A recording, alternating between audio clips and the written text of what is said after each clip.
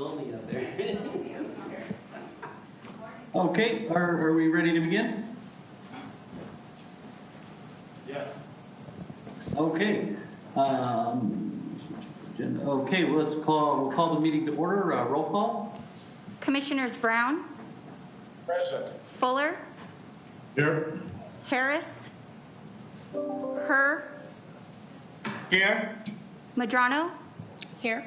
Vice Chair Little, Present. Chairman Mercy. Present. We have a quorum. Okay, great.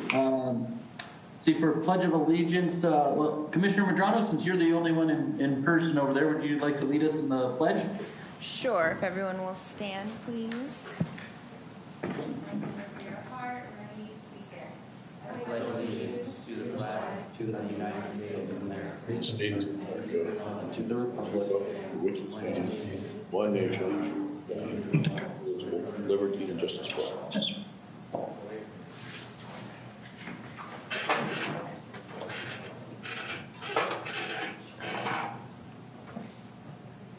Okay. We have no presentation listed on the agenda, so approval of consent calendar, which is consent of the minutes. Do we have a motion?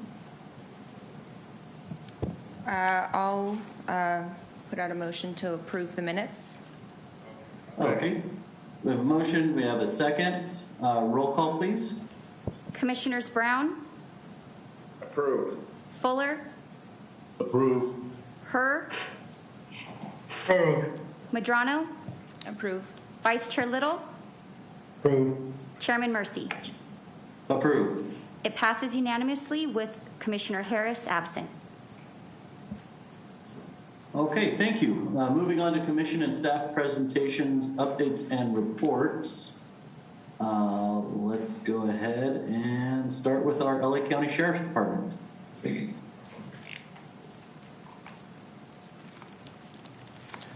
Hello, commissioners, everybody. Good morning. For those of you who don't know who I am, my name is Deputy Lawrence Green. I'm your Community Relations Deputy for Lancaster Sheriff Station. Along with me today is my captain, Captain Len Gervain from Lancaster Sheriff Station as well. Today we'll be going over our Crime Commission report, Comp City of Lancaster crime stats as well. If you guys can't hear me, please let me know. What we'll be starting off with today, we'll start with the comp stats for the city of Lancaster. Let's see if we can, oh, actually, we'll do the Crime Commission report. That's fine. It's already up here. So we'll start with the Crime Commission report for the month of June. These are going to be the 2021 stats, month of June. For our next slide, all of our crime prevention information is gathered via social media, Facebook Live. We have monthly Zoom meetings as well as town hall meetings to gather this information and dish it out to the public for crime prevention techniques. Let's go on to the next slide. We'll start with our burglaries for the month of June. Burglaries totaling 30. They're going to be down from the month of May, which was 45. Residential burgs will be at 20, also down in the month of May, and commercial burgs are at 10, down as well from the month of May, which had 23. So let's go on to the next slide. We'll start with our robberies. Total robberies for the month of June will be 23. They'll be up 3 from the month of May, which was 20. Our armed robberies was at 15. They're also up. In the month of May, we had 9. Strong arm will be 8, also up. In the month of May, we had 11. Or, I'm sorry, down. Strong arms will be down. In the month of May, we had 11. So that will be our robbery stats. As far as the community engagement for that month of June, it was extremely hot. I was under a car for about 5 hours doing the catalytic converter event. Etching license plate numbers into the catalytic converters to reduce our chances of vehicle theft for that month. It was a success. We did about 60 cars, or I did about 60 cars, along with a couple of my partners who helped out. It was rough, but it got done, and the community was extremely happy. We will be doing another one as fall comes around. I don't have an exact date set yet, but because it was such a successful event, this was our second one. And the one previous, we did 60 cars over at the Ram Truck Center over in Lancaster. So really successful event, very happy with it, and hopefully we can get some catch some bad guys, you know, if those catalytic converters do get stolen. That's what we have for the month of June for our Crime Commission report. Any questions on that? Okay, well, Yeah. yes. Has there been any change in the catalytic converter theft since this program's been started? It's a little too early right now to determine that because our stats they're backdated about 3 months. So I'm still waiting for the crime analysis person at our station to go ahead and gather that information. But hopefully I'll have that information for you on the next one. Okay, and then kind of linked to that, and I know, again, it might be the same kind of thing, a little bit of a delay, but on the crimes that are on those reports, would we be able to get statistics as to how many are being prosecuted? That I don't know if my crime analysis has. Captain, as far as like how many prosecutions, maybe the Deputy DA might have that information. I'm not sure. As far as statistics of how many have been prosecuted off of the catalytic converter thefts. Well, not just the catalytic converter thefts, but Oh. in general. I've seen some statistics from some cities down in the LA Basin about how many crimes have been referred for prosecution, particularly the misdemeanors, and then how many were actually being prosecuted. We could probably give you the stats for the cases that we referred, but I don't know that we would have the information on which were actually filed and then prosecuted. Okay, thank you. Any additional questions regarding the Crime Commission report for the month of June? I know there's a delay, so forgive me. Okay, we'll go ahead and move on to the Comp City Stats of Lancaster 2021 for the month of June. All right, we'll move over to our homicide slide. Perfect. Homicides are still averaging about 2. They haven't changed. We'll move over to our rape slide. Rapes have gone down, looks like pretty tremendously, and they're leveling out, averaging, looks like around 4. Robbery slide, we're also going to be down, averaging around 20. Aggravated assaults are going to be up. That's going to be a little over 80, averaging about 71. Domestic violence-related aggravated assaults over a year period is going to be up slightly, averaging around 10. Our burglaries are going to be down, which is fantastic usually for the month of summer. That's usually not the case. Down to averaging about 30. Larceny thefts also down, which is very fantastic for the month of summertime. Down as well, averaging a little above 80. Grand theft vehicle, so this is another reason why we're doing, working on the vehicles, catalytic converter thefts, things of that nature. Usually goes up in the month of summer.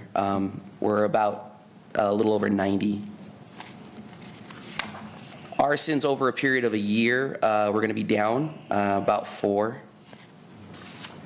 And then our last slide has our crime hotspots. Easier for me to see in color. Sorry, I have a black and white version. We're looking about south of J. There's a little bit of a hot spot right off of, that looks like Division, J and Division, and then a little bit up in the 1100 RP. Yeah. Let's see here, 1122.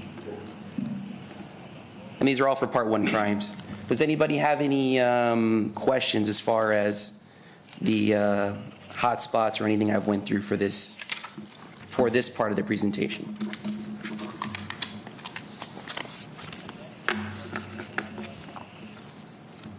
All right, we'll be moving on to our LEAPS progress report. For those of you who do not know what LEAPS is, it is a tool that we use where an airplane is up above the city and allows us to get an aerial view of any type of event that's going on in the city, whether it be a call for service for maybe a person running, maybe a fire, anything of that nature. It's pretty much our private aero unit that the city pays for. What we'll be going over is what they have been doing and the successes they've had using this LEAPS program. Excellent resource for the city of Lancaster. So forgive me, it's a little lengthy. I'll try to go as smooth as possible without boring you. So during the month of June of 2021, LEAPS was dispatched 112 times for 17.3 hours of airborne tactical support. LEAPS did provide a total of 46.6 hours of strategic surveillance with real-time visibility and infrared imagery within the Lancaster and surrounding unincorporated areas in the Antelope Valley, Los Angeles County Sheriff's Department area of responsibility. Highlights from this month include the following. LEAPS responded to several vehicle-related calls. One was a vehicle rollover at 100th Street East and J8. Another involved a suspect with a handgun in the vehicle at 3rd East and Lancaster Boulevard. LEAPS provided coverage of the vehicle shooting paintballs at a truck, followed fleeing vehicle to residents 2 miles away, and directed units at LASD helicopter to exact address. So they coordinate with our air unit to help locate the suspects, whether they're fleeing or in a certain area hiding. LEAPS located and tracked a hit-and-run suspect of a bicyclist at 20th Street West and Avenue I, and the suspect was arrested. Normally, when we show up to these incidents, the suspect is long and gone. So LEAPS has the ability to be on scene seconds after the incident has occurred.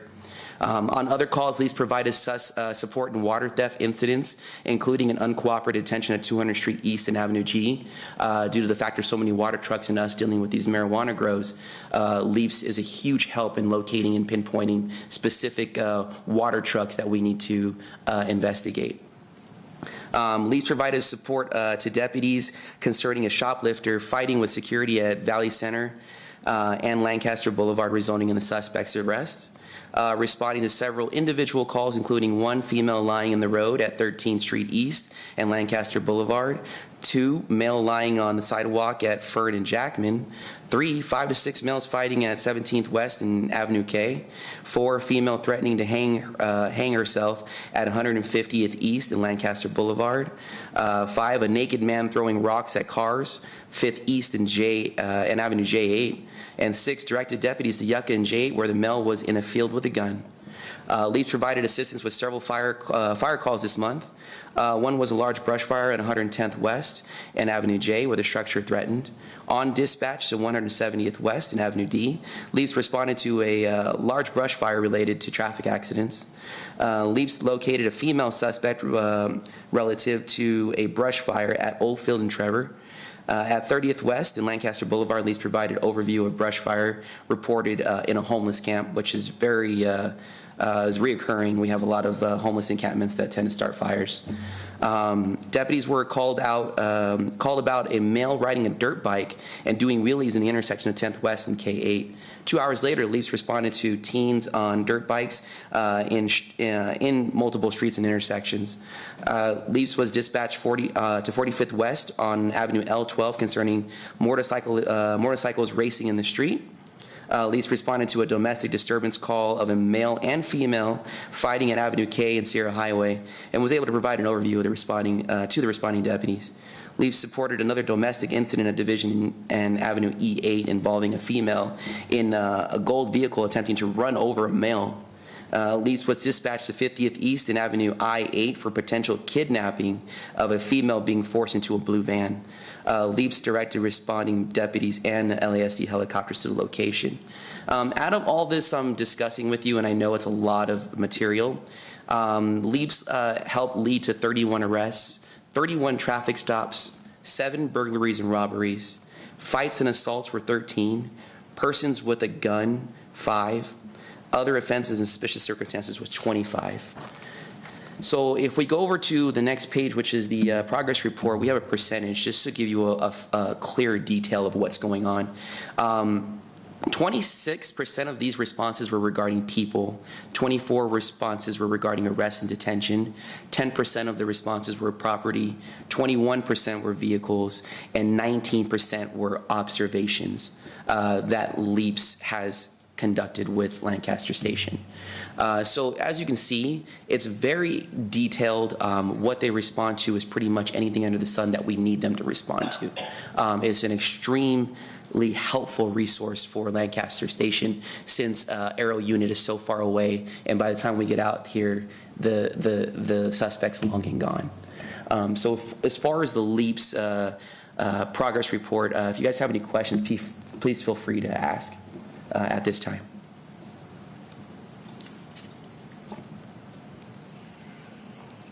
If we have no further questions, that will be the end of Lancaster Station's presentation. Kind of an observation, and I know it may go along with, I'm sure that Highway Patrol referred to the issue of a great increase in traffic collisions, but also it seems in some of the, crimes of passion or frustration, with a lot, I think, with the pandemic and people's stress levels. Is that something we're seeing across the board? Absolutely, 100%.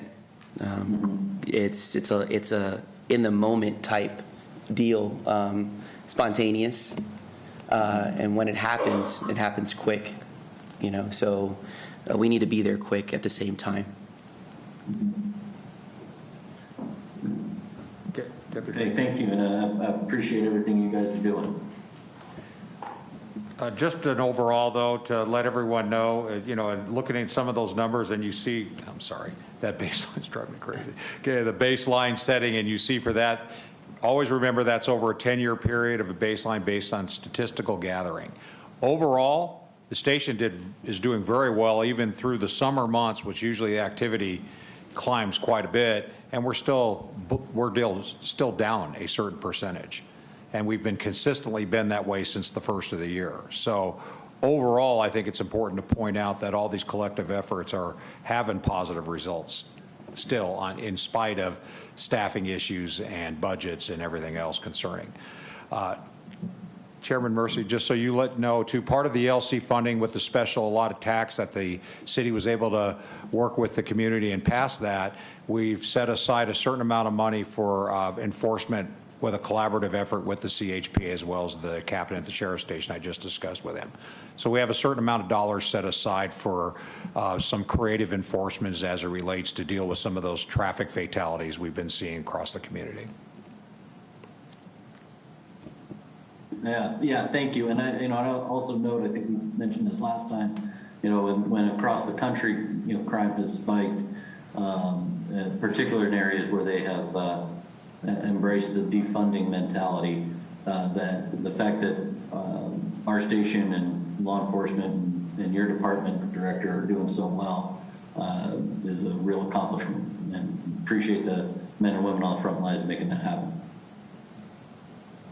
We thank you for recognizing that. We do what we can with what we have, and we're not going anywhere, so we're going to continue to work hard. Any additional questions for Lancaster Station? Thank you so much. I appreciate you guys. Thank you. On to probation. Well, good morning, everyone. Can you hear me okay? Yes, sir. Hi, I'm Robert Spomina with 8209 office here, regional office here in Lancaster. I like Mr. Brown's background there. I didn't know you were locked up for these many years, so I guess the COVID thing has put, that little screensaver behind you, so it's kind of interesting. Couple of good things happening with us. Obviously, we unfortunately don't have an open date for our office. We have maintained and increased our field visits to maintain more contact with the people we supervise. Our caseloads are a little, they stabilize. We're about 25 to 28 on average per deputy probation officer in this little office in the 8109 office.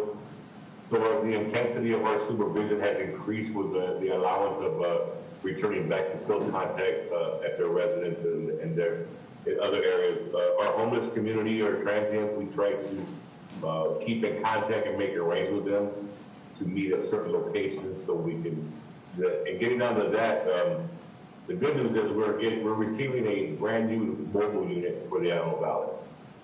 Unit will allow us, at one time we had anticipated doing something with a motor home that we used to use down in the downtown area that we adopted. But because we were able to get something new, so we can visualize the size of an Amazon delivery van. It'll have all the horns and whistles. We have one, possibly two of our deputies to be trained in how to operate this. We will seek locations where we can. It'll be actually parked here, security parked here at our office on K4 Division. And we'll be able to go out to different locations throughout the Yellow Valley because we have such a large geographic area.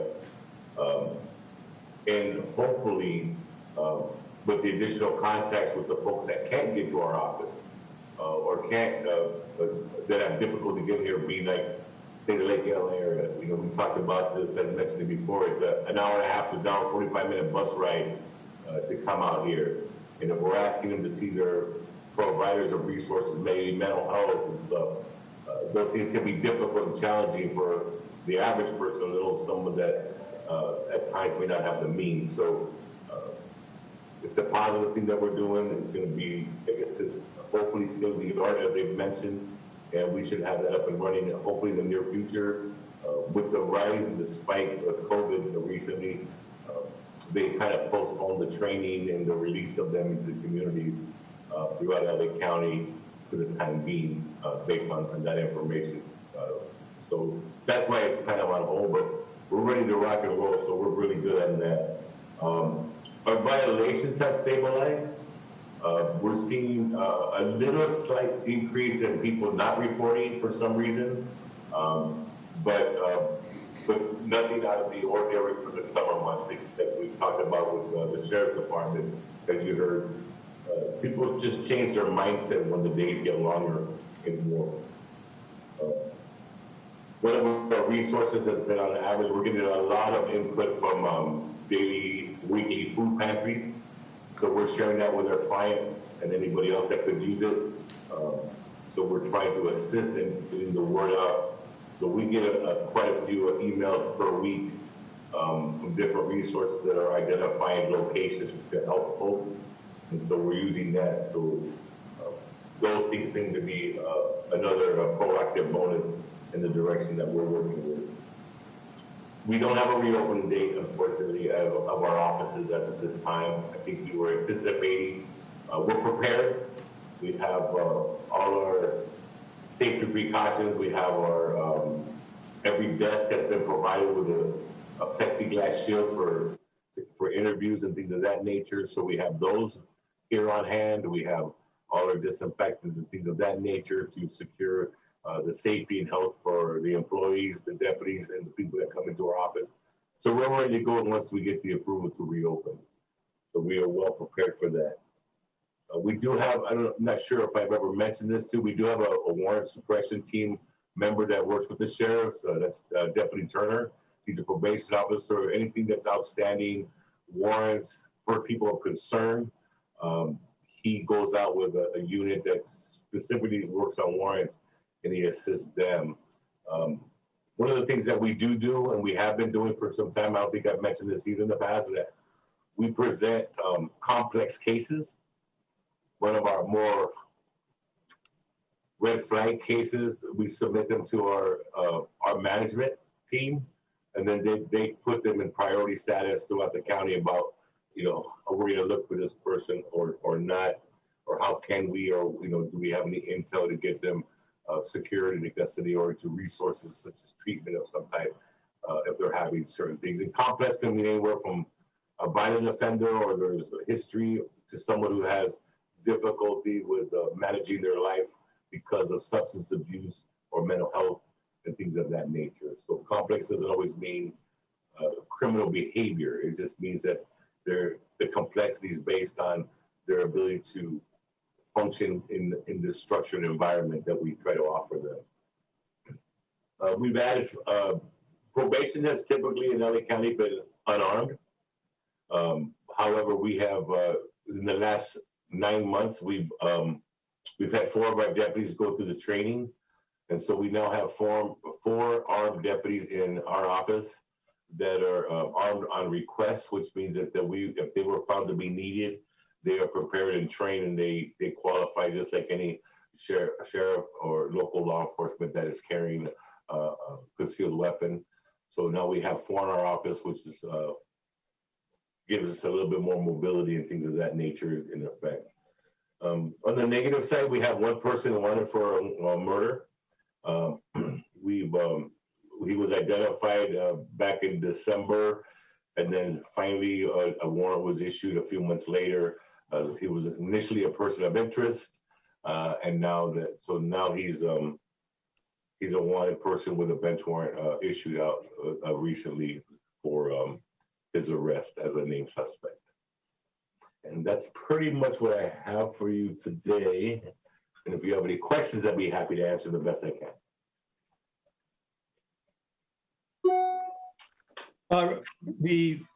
The one that's out for, you're looking for the murder suspect, what was he released on? What violation? I don't have that information immediately in front of me. I couldn't tell you if it was, I'm assuming it's nonviolent because that's typically what qualifies him to come maybe online, but I'm not sure. He's a young guy, that I do know. So most of the time is if we have somebody they have a long history. I'm not sure if this guy did, if I recall. Was it gang related? No. It was just an unwanted visitor at a party. He was invited by another member that was invited to the family gathering. Yeah, that's right. I remember reading that. Yeah, so there you go. So that's pretty much the person. He's a young guy, though, a young male, and he was, I guess, disappeared on the radar. So that usually when they say something like that in the media, that we're pretty much familiar that he's probably left the country. That's it. That's the assumption at the moment.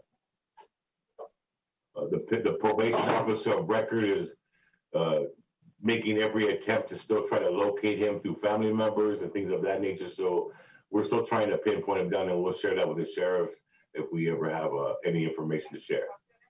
Thank you. You're welcome, sir. Overall, how have caseloads been trending? I mean, with a lot of changes in how we're handling criminal justice issues, are we having increasing caseload per deputy, or how's that? Actually, they've stabilized, like I mentioned earlier, which means they're kind of like pretty much the way the program was designed. For the majority of the time that we've been in office here at AB 109, since I think 2011, 2012, when they opened AB 109 for the state, we were usually well over yardstick. The idea was to have smaller caseloads, more intense supervision, and more resources. The typical probationer that comes to AB 109, we're less likely to put them back in custody. We're trying to break the cycle through resources and programs and see if that will work. And I think that's the primary ideology behind it, where typical probation in the past would be you get in trouble, you go back to jail. And here's the cycle continues. So the powers that be have made that decision, and this is what we came up with. As far as case goes, they stabilized, so they're pretty manageable now. They're probably between 25 and 30 on average. So this is what we're allowed, as they go down, we're allowed to increase our community contact with them. So the more we stay in contact with them, the more we have rapport with them, the more we have communication with them, the less likely they are to violate. And so it seems to be working. Again, there's always going to be those few, that few percentage that no matter what you do, they don't need to be out. But I think they're doing a great job. And I think it's hard to, the deputies that work under my supervision, they're just dying to be more proactive, but with our office closed and not allowing the public in, I think emotionally and mentally the deputies struggle with that. But now that we're able to go back out in the field and make community contacts, we're doing that more often. And so that's the best. So the numbers are stable, they're good. They're where they could be and should be, finally. And I think the results will be more positive. We've actually been very successful overall.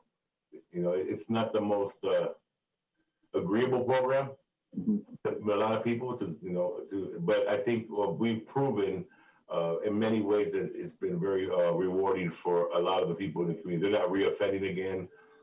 They're breaking that cycle. They're not going back and forth to prison on 10, 11 different times, 8 times, 6 times. We're being pretty successful. They're finding work, and those of them that have found work have maintained their work, and they've realized that life doesn't have to be on the other spectrum of negativity. So there's been some really good things that have come out.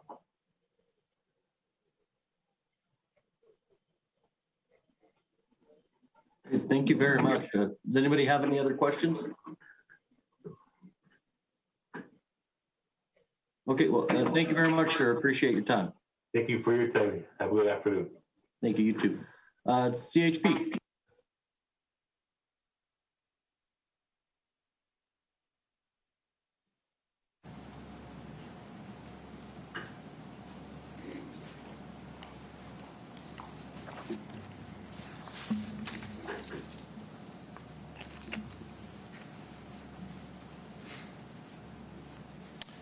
Hello, good morning. In case you don't know me, I'm Sergeant Dave Salaya with the Antelope Valley area representing us today. I'm going to go ahead and start off with some statistics for our area for the month of July of this year. We're going to start with the total crashes for the month. Total crashes for July is 162. Among those, 2 of them were fatalities. 13 were major injury, and 16 of those of the total were DUI related. As far as DUI arrests, total for the month of July is 73. Most of those are alcohol related. Amongst the others, we have 3 felony arrests, and the others are drug related. For vehicle thefts, we have 9 total recoveries. One of those is 8 of those are recoveries without an arrest associated with it. Total drug arrests, we have 5 for the month of July. Guns, 1. Assaults, 2. We did have a total of 4 special enforcement units. If you're not familiar with that, it's when we have additional patrol units in the area, saturating the area, looking for traffic violations. Sometimes we focus on primarily speed violations or seatbelt violations or distracted driving. It just depends on what the area feels the need we need to saturate the area for. In addition to that, this month in August, we are going to have additional patrols focused on DUIs, utilizing our impaired driving task force. What that is, if you're not familiar with that, we have additional road patrols throughout, from different areas throughout Southern Division, which is the Greater LA County area, saturate specific areas, focusing on DUI, utilizing grant funds from the Office of Traffic Safety. Starting for the 2021-2022 school year, we are going to start implementing the every 15 minutes campaign once again. That's developed to prevent teen drinking and driving with the goal of reducing crashes and fatalities amongst teenagers. We have been conducting Start Smart classes. Start Smart classes are focused on new drivers between the ages of 15 and 20 years old.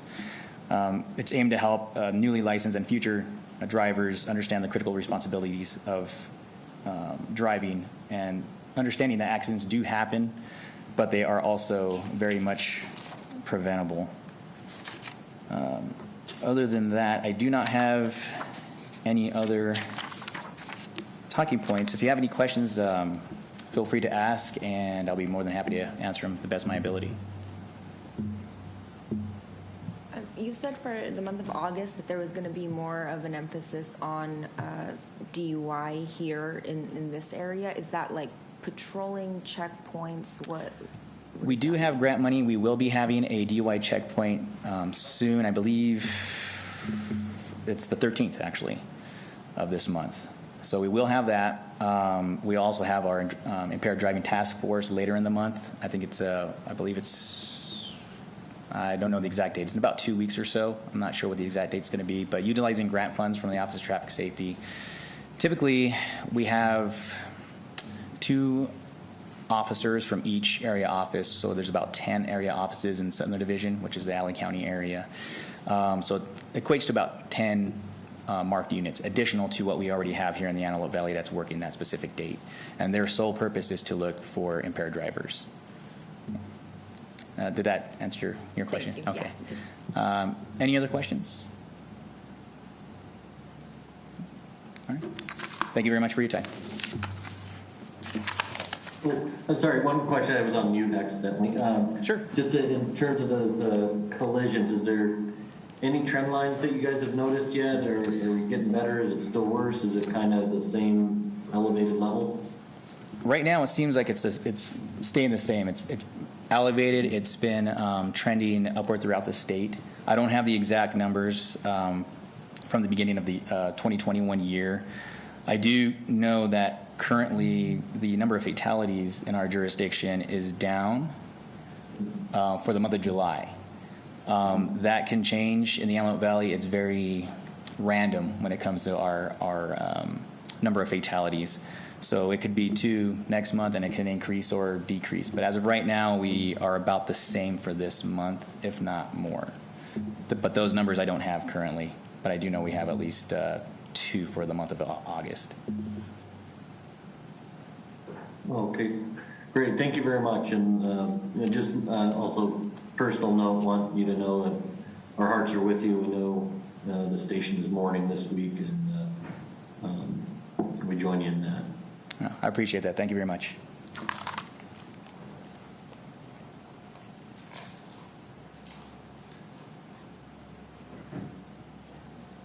Okay, I'm on Zoom, but I think I see, is that Mr. Sherwood from the DA there? Yeah, I'm here. Can everybody hear me, see me? Am I okay to sit here?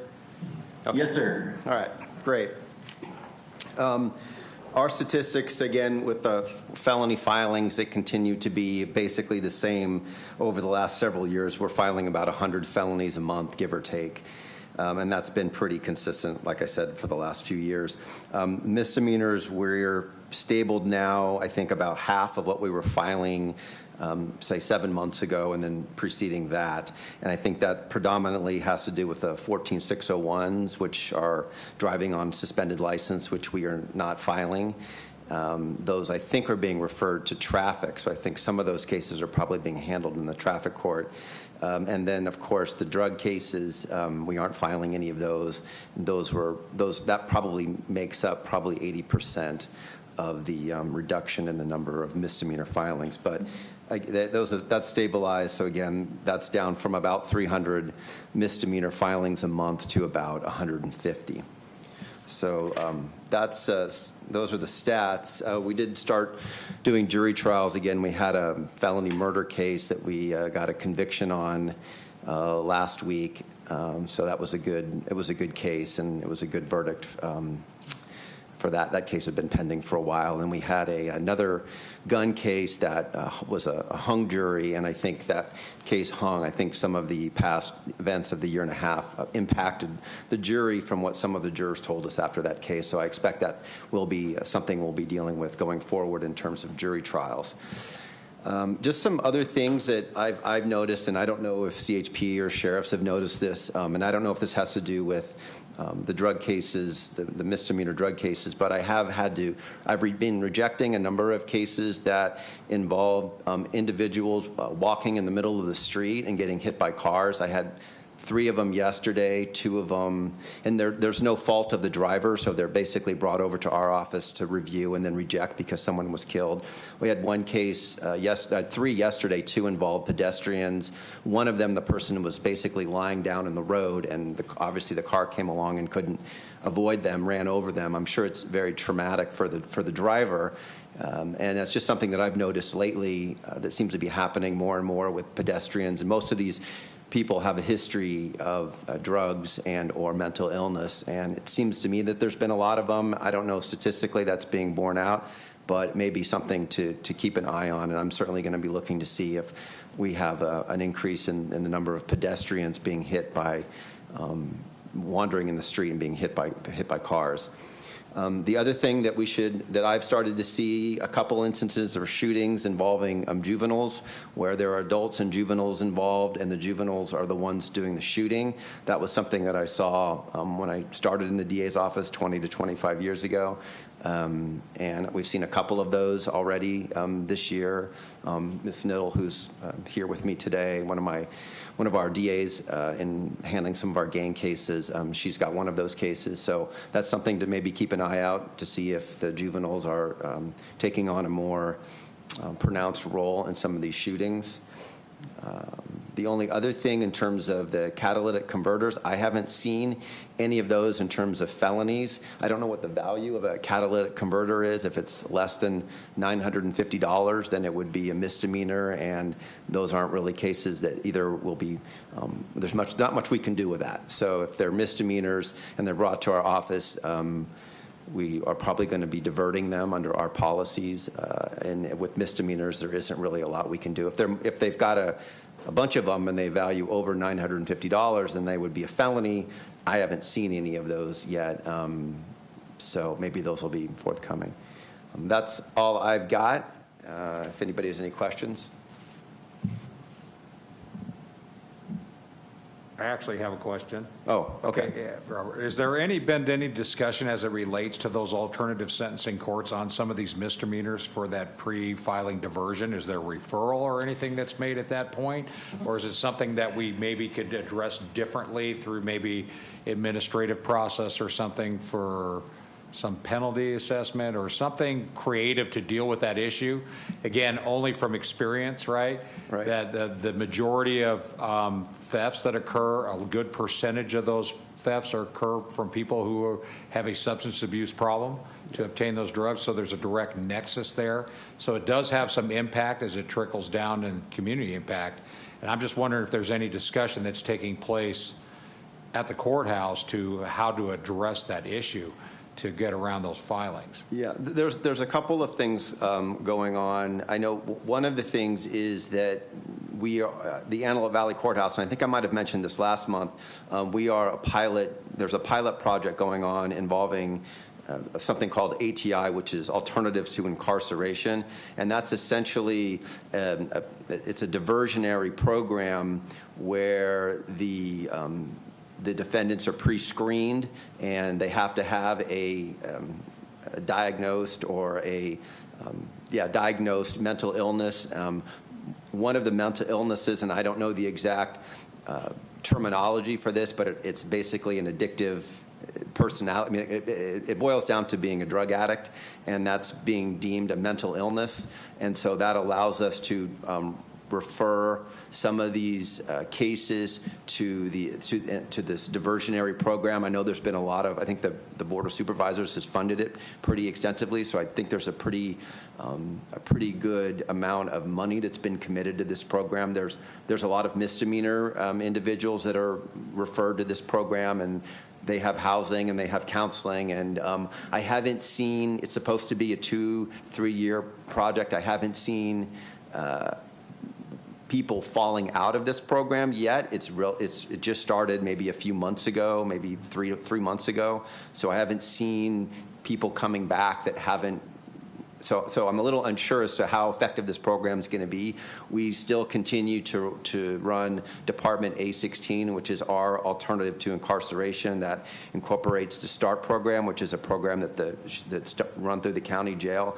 That's been the most effective program that I've seen, whether it be diversion or not, in terms of dealing with crimes committed by persons that have mental illness and or drug problems. So that court, I think, is a really good court for addressing some of those issues. Okay, thank you. My understanding under the ATI, because we actually met with them too on some of the diversion stuff we're doing here locally, but I think there's 3 bites of the apple as it relates to that mental health evaluation, even on any case that's moving forward based on someone that may qualify.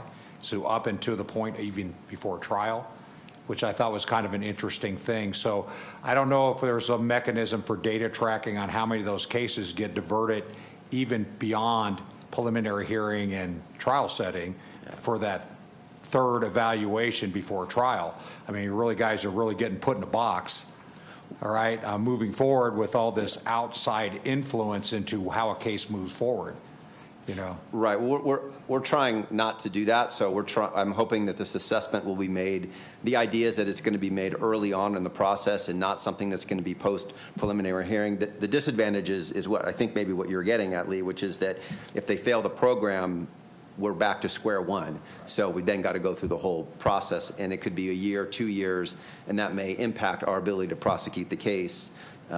For a variety of reasons. We tend not to have that problem in A16 because that court requires a plea up front, so we aren't back into the devoting resources to prosecuting the person if they don't succeed in the program. And they do get a number of chances, you know, in those programs, so it's not like one dirty test and they're kicked out. Judge McLaughlin Bennett, who runs that program, does a good job. So Yeah, I would agree with you just based on the results from that court. Yeah. You know, the thing with the START program is, you know, there's a certain amount of time that it's required to be successful in that program. Yeah. And then, you know, of course, we get into the dilemma in the jail and how long people are actually held for a period of time to be successful. Yeah. You know, so I think what my point is here is you guys have really got your hands full with trying to really move forward and be as successful as possible with all the current restrictions and things that are taking place that I don't know if the general public has a good understanding what's taking place there. Well, I'm actually really surprised that the START program hasn't gotten more publicity. I mean, I've been in the office for 25 years, and I've seen a lot of we've had Prop 36, we've had all kinds of diversion programs and drug programs and this and that, and that's the only thing I've seen. I've had defendants basically yelling at me down the hall, you know, thank you for putting me in the START program because it was the only thing that saved me. And I've never seen that before, so. Now, are they still operating a veterans court as well and things also out of that court? Yes. Okay, very good. Yeah. Sorry, I took some of my time here. Thanks, Robert. You're doing a great job, by the way. And I don't think anyone really understands how to appreciate the hard work that's being done at the DA's office and as well as the courthouse in light of all the legislation and things that are occurring now.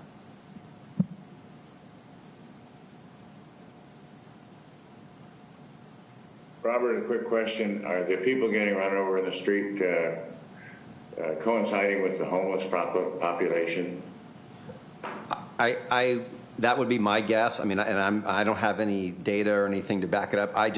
It's just an observation that I made. It's just something that I'm seeing more where a lot of the people that have drug problems, because of the way that we're dealing with it right now, they're not getting the help that they need, and they're wandering out in the middle of the street and getting hit by cars. It's just something that because these cases all come to me and I deal with them, it's something that I've noticed. I don't know if the CHP or sheriff, if they have some stats. I'm going to go back and I can certainly see if these particular charges, if we've seen more of them, but I'd have to see if there's a way to do, because none of them are getting filed. So because the person that hit the individual didn't do anything wrong, they're just, you know, driving down the road minding their own business and somebody runs out in front of their car. So so I don't know if there's a way to check that, but I suspect that they're connected.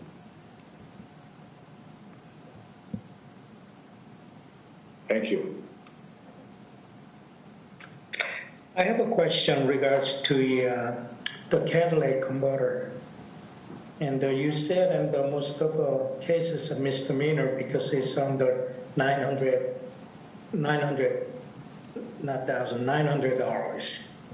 But which number they based on to order to vehicle owners to fix that problem is usually more than $2,000, and the sum of a vehicle is up to $6,000. And which number they based on? Well, I guess that's a good question. In terms of the theft value it would be the value of the item that's stolen, right? So if the value of and that value might include the replacement cost. I mean, I guess if that number was less than $950, but it costs like $2,000 to fix the car, then we could certainly charge them with vandalism. The vandalism is, I believe, it's $450. So if we started, if there was an issue with the misdemeanor charge because the value of the catalytic converter is less than $950, but it was also a vandalism, and it met the elements for that, then that might be a felony, and that would be a way to handle that in terms of it being a felony in terms of a misdemeanor. But I haven't had that issue come up yet. Oh, okay. All right, thank you. Commissioner, just so you know, based off of what we've been doing at Lancaster Station, we've been filing the vandalism first and then second lining the theft. So that way the felony's on top and the misdemeanor's on bottom. That way, you know, it's just the better way to go. Okay. All right, thank you. And just clarify, so that way the cost of the labor to replace it is also included in just the item cost. Is that correct? That is correct. Okay, thank you. Just a side comment, you know, a catalytic converter can be over $2,500 just for the part, and certainly much more than that repair, especially the way they cut them off and damage them. So it's an expensive repair.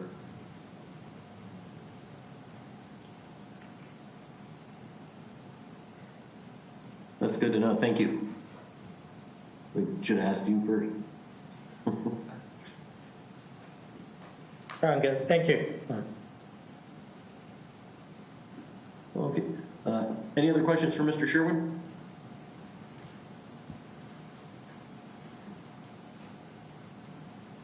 Okay, City Attorney. Yes, Ms. Corbett is not available today, sir.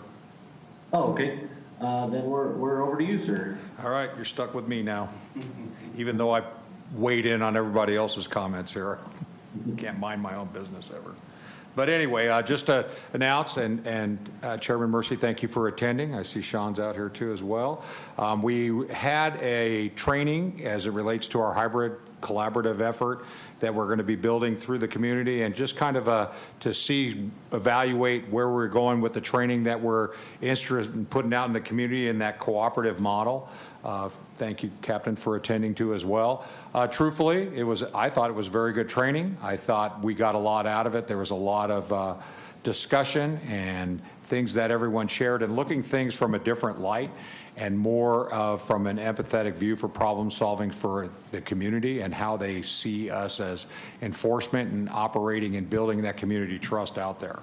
And so you'll be seeing and getting invitations to more of that type of program through our community partnerships we're going to be establishing through town halls and rolling that out to the community as we build this model.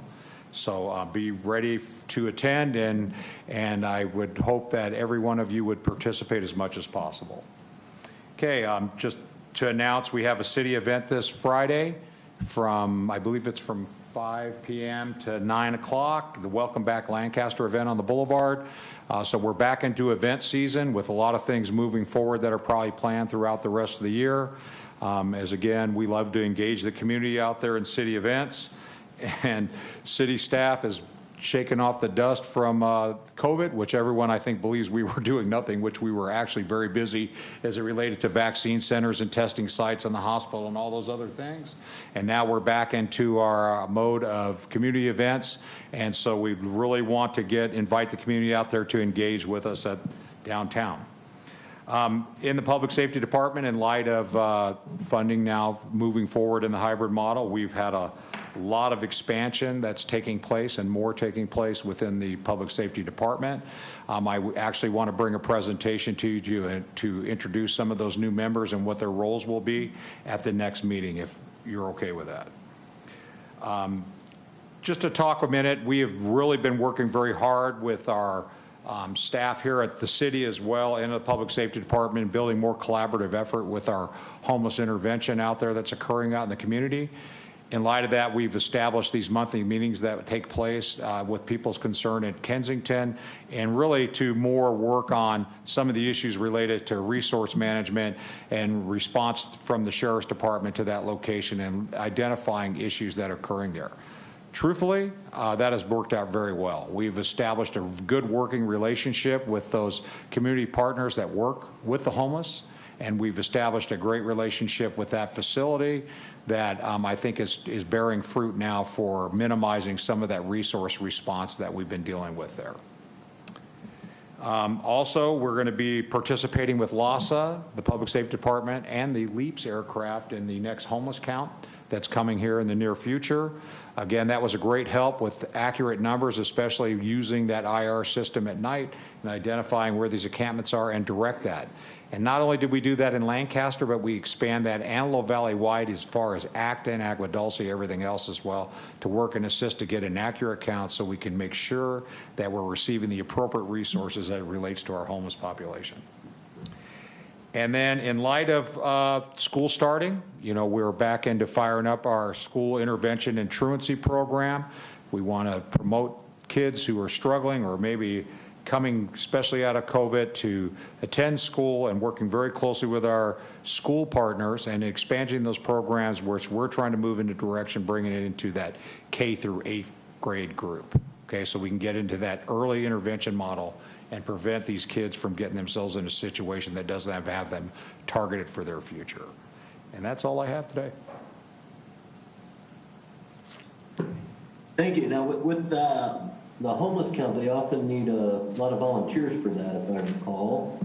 And so if we can help promote that and encourage people to sign up to volunteer for that, let us know as a commission, both as a commission as an individuals, to try to help find people to do that.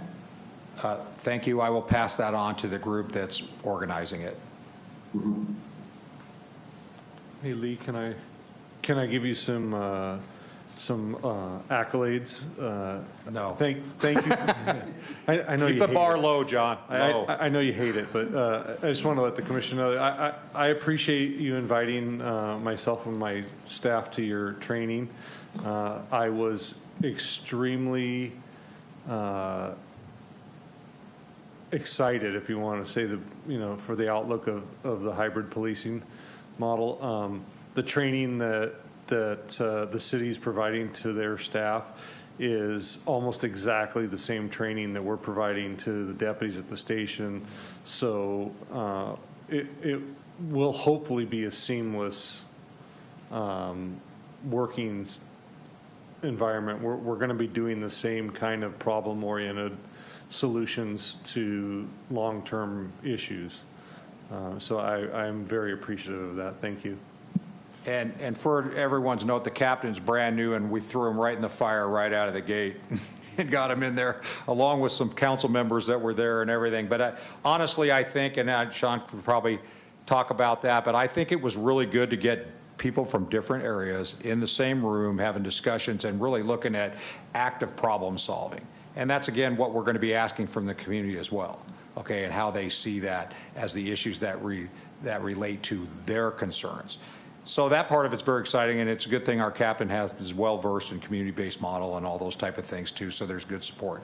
And we've always had a great relationship with Mr. Sherwood and things that we're trying to actively do to impact the issues that they're not able to address at a certain level. So all those things come in bind, and now, we put money up to get the CHP involved, too. So there we are. So we're all working together in community partnerships along with our advocacy people out there and inviting people to the table that typically would not be involved in building this type of model. And that's really kind of looking forward here. That's it. I'll shut up now, Drew. I'm sorry. Thank you. Any other questions for Mr. Dorico?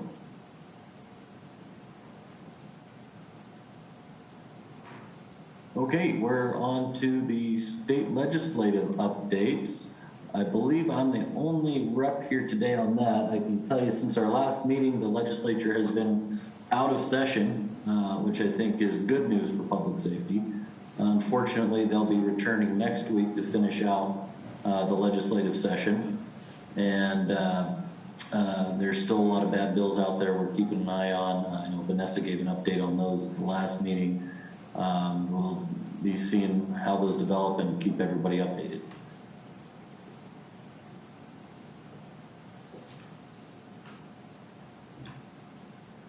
Let's see if we have, okay, next up is public business from the floor. Do we have any speaker cards? We do not have any speaker cards, nor do we have any public participation via Zoom.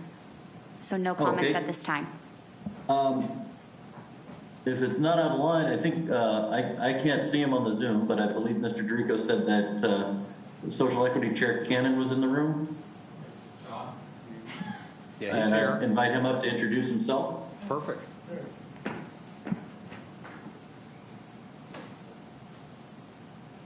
Hello, everyone. Thank you, Chairman.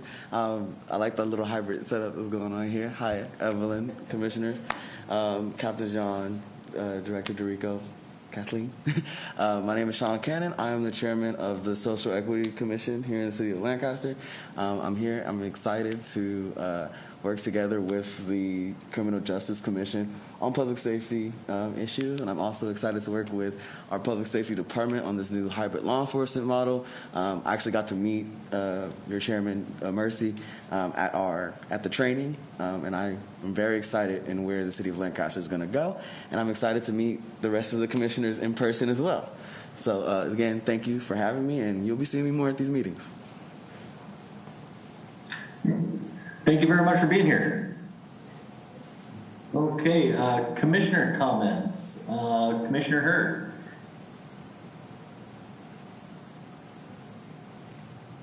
I have no comment, sir. Okay. Dr. Brown? Oh, nothing. Thank you, though. Commissioner Fuller? No, nothing, thank you. Vice Chair Little? Chairman, no, thank you, though. Appreciate it. Thank you so much. Commissioner Harris? No comment. Thank you, though. Commissioner Madrano? I do just have one quick one. I do want to shout out Sean and Lee. The two of them have been doing really great work, specifically with the Social Equity Commission. There's been a lot out there that they've been doing when it comes to vaccine outreach and in working with the hybrid police department. And I think it's a really great collaboration, and I'm really glad that it's happening. Great, thank you. For me, I'll just say I was able to attend a half day of the hybrid training. And again, I know he doesn't like to hear it, but just want to commend and tell Mr. Dorico how much I appreciate. He has been working nonstop in the preparation to launch the hybrid policing system. It really is revolutionary, and getting to be there for part of that training was pretty inspiring with where we're heading. So just want to give a shout out and appreciation to him and his team and everyone involved in that. Other than that, I do want to just ask, I think we're at the end of the agenda, and would like to take a few moments of silence and adjourn in memory of CHP Officer Jeremiah Hart. So, but with that, do we have any objection to moving to adjournment? Hearing none, let's take a few moments of silence in honor of Officer Hart.